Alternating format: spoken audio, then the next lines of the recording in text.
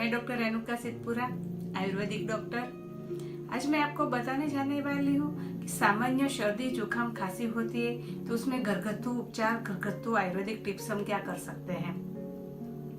आजकल हम क्या करते हैं कि जब सामान्य सर्दी होती है, जुकाम होता है तो तुरंत ही एंटीबायोटिक दवाइयाँ ले लेते हैं, जो लंबे समय तक बार बार लेने से बहुत नुकसान करता है हमारे शरीर के लिए।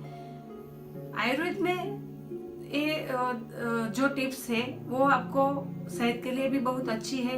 तो क्या कर सकते हैं उसके लिए, जब ये वायरल सीजन चल रही है, सर्दी जुकाम चल रहा है, तो घर की एक व्यक्ति को जब होता है तो दूसरे व्यक्ति को भी इसका इन्फेक्शन लग सकता है।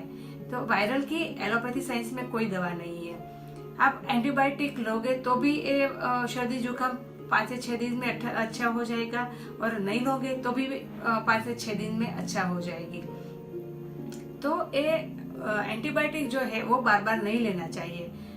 यूएसए जैसे देशों में तो ऐसे सामान्य रोगों के लिए तो डॉक्टर दवा ही नहीं देते हैं, और हमारे यहाँ जब हम डॉक्टर के पास जाते हैं तो तुरंत ही एंटीबायोटिक, स्टीरॉइड, पेन किलर वगैरह दवाइयाँ तुरंत ही दे देते हैं, जो हमारे शरीर में बार बार लेने में नुकसान करता है।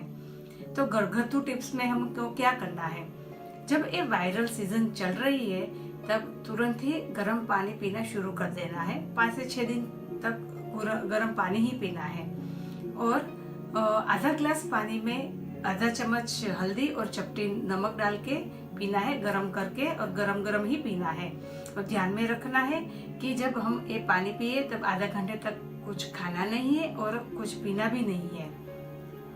और साथ में ही अदरक, तुलसी के पत्ते, हल्दी और अड़ूसी के पत्ते का काढ़ा बनाकर भी पी सकते हैं। तो ये टिप्स जो है वो दिन में 3 बार करते हैं, और अगर हल्दी का पानी भी दिन में 3 बार लेते हैं तो ये वायरल की सीजन में है, हम सर्दी जुकाम और खांसी में 4 से 5 दिन में ही ठीक कर सकते हैं।